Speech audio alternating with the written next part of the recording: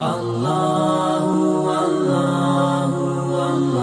اللہ الرحمن الرحیم نحمده ونصلی ونسلم علی رسوله الکریم اما بعد اللہم صلی علی سیدنا مولانا محمد معدن الجود والکرم والہ الکرام وصحبہ العظام وبارک وسلم۔ السلام علیکم ورحمۃ اللہ تعالی وبرکاتہ۔ سیرت مصطفیٰ صلی اللہ علیہ وسلم کا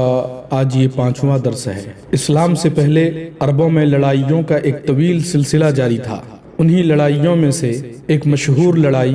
جنگ فجار کے نام سے مشہور ہے۔ عرب کے لوگ ذوالقعدہ، ذوالحجہ، محرم اور رجب ان 4 مہینوں کا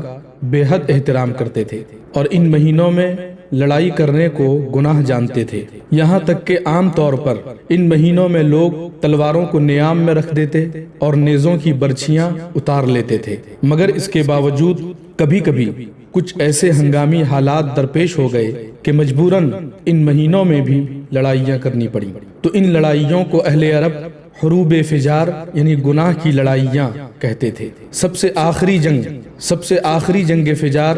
جو قریش اور قیس کے قبیلوں کے درمیان ہوئی، اس وقت حضور صلی اللہ علیہ وسلم کی عمر شریف 20 برس کی تھی۔ چونکہ قریش اس جنگ میں حق پر تھے، اس لیے ابو طالب وغیرہ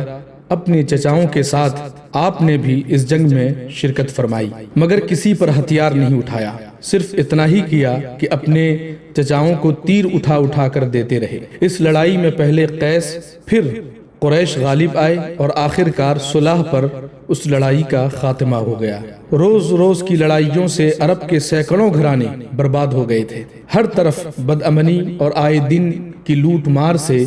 ملک کا امن و امان غارت ہو چکا تھا۔ کوئی شخص اپنی جان و مال کو محفوظ نہیں سمجھتا تھا، نہ دن کو چین نہ رات کو آرام۔ اس وحشتناک صورتحال سے تنگ آ کر کچھ صلح پسند لوگوں نے جنگ فجار کے خاتمہ کے بعد ایک اصلاحی تحریک چلائی۔ چنانچہ بنو ہاشم، بنو زہرہ، بنو اسد وغیرہ قبائل قریش کے بڑے بڑے سرداران عبداللہ بن جدعان کے مکان پر جمع ہوئے اور حضور صلی اللہ علیہ وسلم کے چچا زبیر بن عبد المطلب نے یہ تجویز پیش کی کہ موجودہ حالات کو سدھارنے کے لیے کوئی معاہدہ کرنا چاہیے۔ چنانچہ خاندان قریش کے سرداروں نے بقائے باہم کے اصول پر جیو اور جینے دو کے قسم کا ایک معاہدہ کیا اور حلف اٹھا کر عہد کیا کہ ہم لوگ ملک سے بے امنی دور کریں گے، مسافروں کی حفاظت کریں گے، غریبوں کی امداد کرتے رہیں گے، مظلوم کی حمایت کریں گے، کسی ظالم یا غاصب کو مکہ میں نہیں رہنے دیں گے۔ اس معاہدے میں حضور اقدس صلی اللہ علیہ وسلم بھی شریک ہوئے اور آپ کو یہ معاہدہ اس قدر عزیز تھا کہ اعلان نبوت کے بعد آپ فرمایا کرتے تھے کہ اس معاہدے سے مجھے اتنی خوشی ہوئی کہ اگر اس معاہدہ کے بدلے میں کوئی مجھے سرخ رنگ کے اونٹ بھی دے دیتا تو مجھے اتنی خوشی نہیں ہوتی۔ اور آج اسلام میں بھی اگر کوئی مظلوم یا آل حلف الفضول کہہ کر مجھے مدد کے لیے پکارے تو میں اس کی مدد کے لیے تیار ہوں۔ اس تاریخی معاہدہ کو حلف الفضول اس لیے کہتے ہیں کہ قریش کے اس معاہدہ سے بہت پہلے مکہ میں قبیلہ جرہم کے سرداروں کے درمیان بھی بالکل ایسا ہی ایک معاہدہ ہوا تھا، اور چونکہ قبیلہ جرہم کے وہ لوگ جو اس معاہدہ کے محرک تھے ان سب لوگوں کا نام فضل تھا، یعنی فضل بن حارث اور فضل بن وداعہ اور فضل بن فضالہ، اس لیے اس معاہدہ کا نام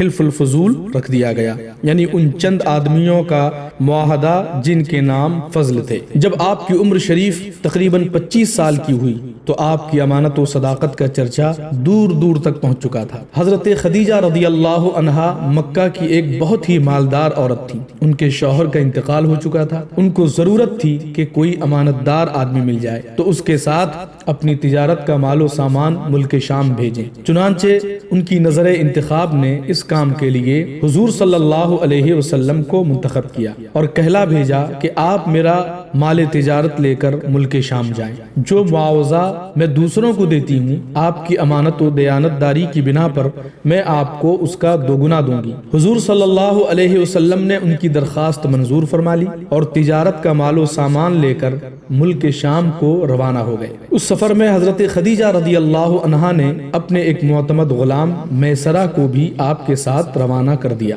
تاکہ وہ آپ کی خدمت کرتا رہے۔ جب آپ ملک شام کے مشہور شہر بصرہ کے بازار بازار میں پہنچے تو وہاں نستورہ راہب کی خانقاہ کے قریب میں ٹھہرے۔ نستورہ میسرہ کو بہت پہلے سے جانتا پہچانتا تھا۔ حضور صلی اللہ علیہ وسلم کی صورت دیکھتے ہی نستورہ میسرہ کے پاس آیا اور دریافت کیا کہ اے میسرہ، یہ کون شخص ہیں جو اس درخت کے نیچے اتر پڑے ہیں؟ میسرہ نے جواب دیا کہ یہ مکہ کے رہنے والے ہیں اور خاندان بنو ہاشم کے چشم و چراغ ہیں، ان کا نام نامی محمد اور لقب امین ہے۔ نستورہ نے کہا کہ سوائے نبی کے اس درخت کے نیچے آج تک کبھی کوئی نہیں اترا، اس لیے مجھے یقین کامل ہے کہ نبی آخر الزماں یہی ہیں، کیونکہ آخری نبی کی تمام نشانیاں جو میں نے توریت و انجیل میں پڑھی ہیں وہ سب میں ان میں دیکھ رہا ہوں۔ کاش میں اس وقت زندہ رہتا جب یہ اپنی نبوت کا اعلان کریں گے تو میں ان کی بھرپور مدد کرتا اور پوری جانثاری کے ساتھ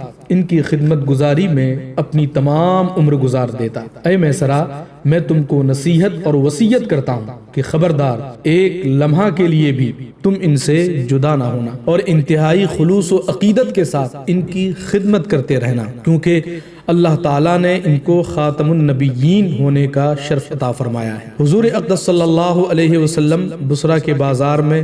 بہت جلد تجارت کا مال فروخت کر کے مکہ مکرمہ واپس آ گئے۔ واپسی میں جب آپ کا قافلہ شہر مکہ میں داخل ہونے لگا تو حضرت بی بی خدیجہ رضی اللہ عنہا ایک بالا خانہ پر بیٹھی ہوئی قافلہ کی آمد کا منظر دیکھ رہی تھیں۔ جب ان کی نظر حضور علیہ الصلوۃ والسلام پر پڑی تو انہیں ایسا نظر آیا کہ دو فرشتے آپ کے سر پر دھوپ سے سایہ کیے ہوئے ہیں۔ حضرت خدیجہ رضی اللہ عنہا کے قلب پر اس نورانی منظر کا ایک خاص اثر ہوا اور وہ فرط عقیدت سے انتہائی والہانہ محبت کے ساتھ یہ حسین جلوہ دیکھتی رہی۔ پھر اپنے غلام میسرہ سے انہوں نے کئی دن کے بعد اس کا ذکر کیا تو میسرہ نے بتایا کہ میں تو پورے سفر میں یہی منظر دیکھتا رہا ہوں اور اس کے علاوہ میں نے بہت سی عجیب و غریب باتوں کا مشاہدہ کیا ہے۔ پھر میسرہ نے نستورہ راہب کی گفتگو اور اس کی عقیدت و محبت کا تذکرہ بھی کیا۔ یہ سن کر حضرت بی بی خدیجہ رضی اللہ عنہا کو آپ سے بے پناہ قلبی تعلق اور بے حد عقیدت و محبت ہو گئی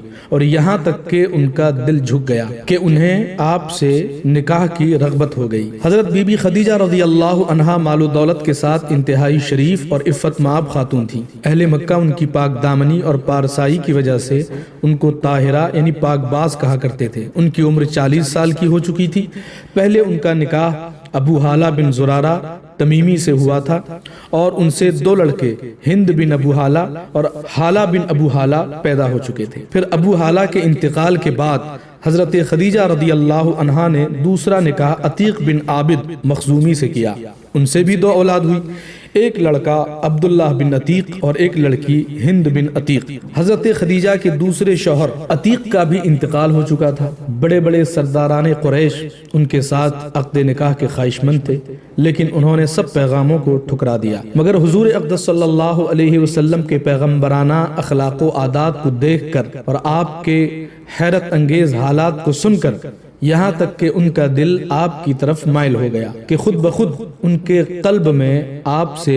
نکاح کی رغبت پیدا ہو گئی۔ کہاں تو بڑے بڑے مالداروں اور شہر مکہ کے سرداروں کے پیغاموں کو رد کر چکی تھیں اور یہ طے کر چکی تھیں کہ اب 40 برس کی عمر میں تیسرا نکاح نہیں کروں گی، اور کہاں خود ہی حضور صلی اللہ علیہ وسلم کی پھوپھی حضرت صفیہ کو بلایا جو ان کے بھائی عوام بن خویلد کی بیوی تھی۔ ان سے حضور صلی اللہ علیہ وسلم کے کچھ ذاتی حالات کے بارے میں مزید معلومات حاصل کی۔ پھر نفیسہ بنت امیہ کے ذریعے خود ہی حضور علیہ الصلوۃ والسلام کے پاس نکاح کا پیغام بھیجا۔ مشہور امام سیرت محمد بن اسحاق نے لکھا ہے کہ اس رشتہ کو پسند کرنے کی جو وجہ حضرت خدیجہ رضی اللہ تعالی عنہا نے خود حضور صلی اللہ علیہ وسلم سے بیان کی ہیں، وہ خود ان کے الفاظ میں یہ ہیں، یعنی وہ فرماتی ہے کہ انی قد رغبت فیک لحسن خلقک وصدق حدیثک، یعنی میں نے آپ کے اچھے اخلاق اور آپ کی سچائی کی وجہ سے آپ کو پسند کیا۔ حضور صلی اللہ علیہ وسلم نے اس رشتہ کو اپنے چچا ابو طالب اور خاندان کے دوسرے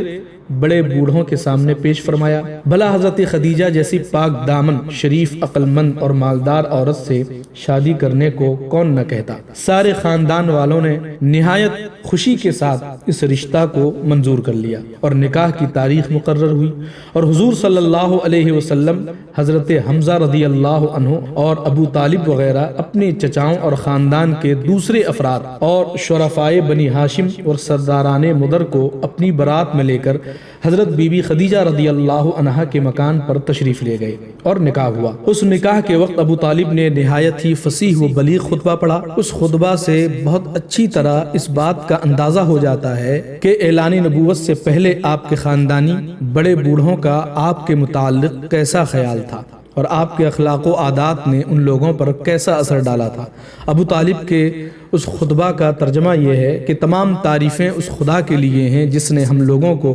حضرت ابراہیم علیہ السلام کی نسل اور حضرت اسماعیل علیہ السلام کی اولاد میں بنایا، اور ہم کو معد اور مدر کے خاندان میں پیدا فرمایا، اور اپنے گھر یعنی کعبہ کا نگہبان اور اپنے حرم کا منتظم بنایا، اور ہم کو علم و حکمت والا گھر اور امن والا حرم عطا فرمایا، اور ہم کو لوگوں پر حاکم بنایا۔ یہ میرے بھائی کا فرزند محمد بن عبداللہ ہے۔ یہ ایک ایسا جوان ہے کہ قریش کے جس شخص کا بھی اس کے ساتھ موازنہ کیا جائے یہ اس سے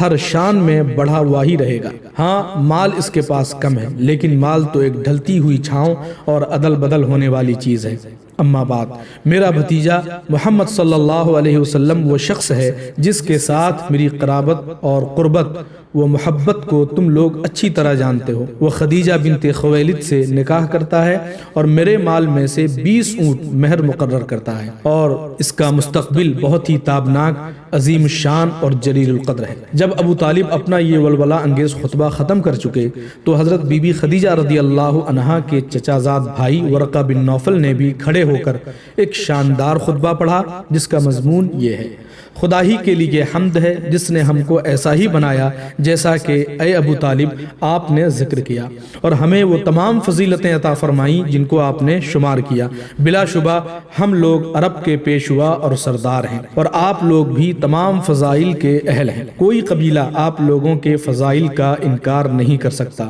اور کوئی شخص آپ لوگوں کے فخر و شرف کو رد نہیں کر سکتا، اور بے شک ہم لوگوں نے نہایت رغبت کے ساتھ آپ لوگوں کے ساتھ ملنے اور رشتے میں شامل ہونے کو پسند کیا۔ لہٰذا اے قریش، تم گواہ رہو کہ خدیجہ بنت خویلد کو میں نے محمد بن عبداللہ صلی اللہ علیہ وسلم کی زوجیت میں دیا 400 مسقال مہر کے بدلے۔ غرض حضرت بی بی خدیجہ رضی اللہ عنہا کے ساتھ حضور علیہ السلام کا نکاح ہو گیا، اور حضور محبوب خدا صلی اللہ علیہ وسلم کا خانہ معیشت اس دواجی زندگی کے ساتھ آباد ہو گیا۔ حضرت بی بی خدیجہ رضی اللہ عنہا تقریباً 25 برس تک حضور علیہ السلام کی خدمت میں رہیں، اور ان کی زندگی میں حضور صلی اللہ علیہ وسلم نے کوئی دوسرا نکاح نہیں فرمایا، اور حضور صلی اللہ علیہ وسلم کے ایک فرزند حضرت ابراہیم کے سوا باقی آپ کی تمام اولاد حضرت خدیجہ رضی اللہ عنہا ہی کے بطن سے پیدا ہوئی۔ حضرت بی بی خدیجہ رضی اللہ عنہا نے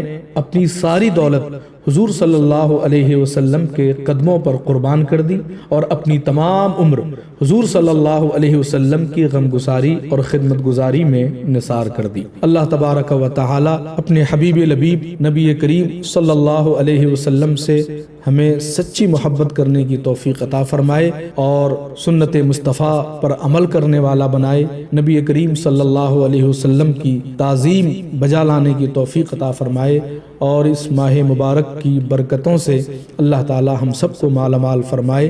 استغفر اللہ الذی لا الہ الا هو الحی القیوم واتوب الیہ، وآخر دعوانا ان الحمد للہ رب العالمین۔